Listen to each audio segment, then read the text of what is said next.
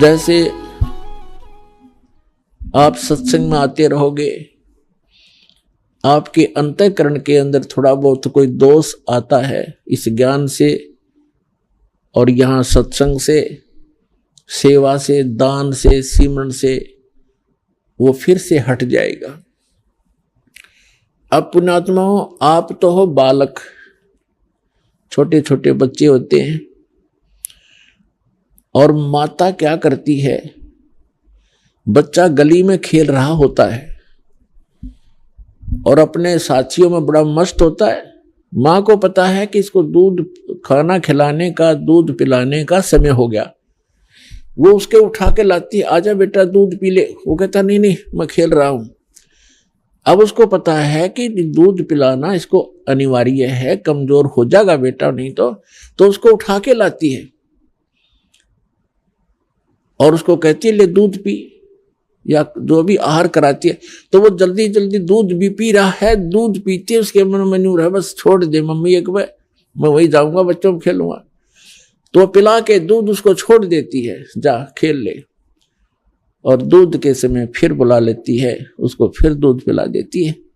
तो इस प्रकार उस माँ को पता है कि ये ऐसे समय पर आहार करता रहेगा तो मेरा बेटा, मेरी बेटी दुबली ना होगे, ये बच्चे दुबले ना होंगे, कमजोर नहीं होंगे, बीमार नहीं होंगे, और ये अच्छी तरह इनकी परवरिश होकर के युवा हो जाएंगे।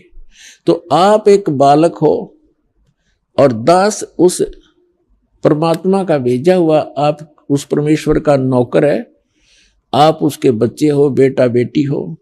दास की सेवा लगा रखी है कि आपकी परवरिश करूं इस आत्मा की।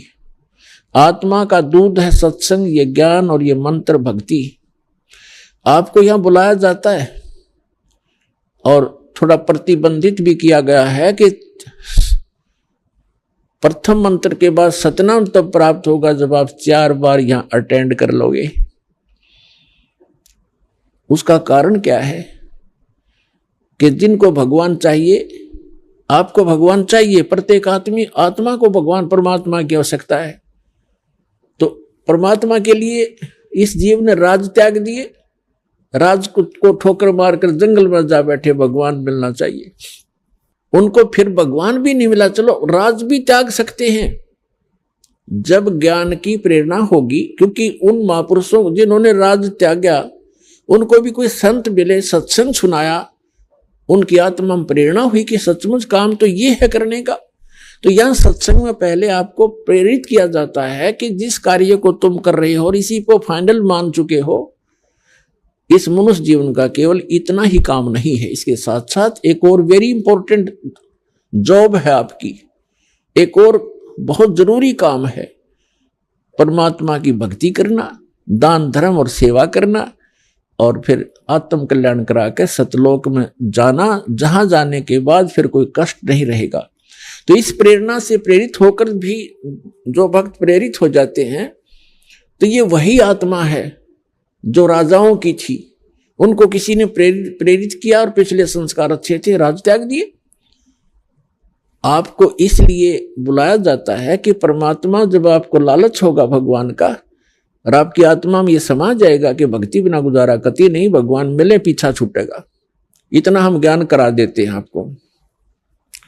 तो उस समय आप 1-2 बार आने के बाद फिर आप रुक के नहीं रुक सकते वहां पर, सत्संग में आए बिना आपको ऐसा ज्ञान करा दिया जाएगा। तो फिर भी आप यहां आते हैं सत्संग सुनने के लिए, आपका ध्यान रहता है वहां कि चल वहां जाएंगे, ऐसा करेंगे, फलाना काम है, ठीक है। तो एक स्वभाव बना हुआ है, एक हमारी मजबूरी है, जब तक इस संसार में रहेंगे इतना ध्यान और भविष्य की जो हमने अपनी प्लानिंग है वो बनानी ही पड़ती है। लेकिन अब आपको कोई 1 दिन रुकता है, कोई 2 दिन रुकता है, कोई 3 दिन भी रुक जाता है। आप जी को ये दास उस माँ की तरह दूध पिला देता है और फिर छोड़ देता है, जा खेलाओ तुम अपना उस खिलौनों से, और फिर आ जाना, और आके फिर आपको परिपूर्ण कर देते हैं। इस प्रकार आपकी आत्मा मैच्योर हो जाएगी, युवा हो जाएगी, भक्ति से युक्त हो जाएगी, फिर आप पर आने वाली आपदाएं बंद हो जाएंगी, क्योंकि पाप नाश हो जाएंगे, पुण्य आपकी वृद्धि कर जाएंगे।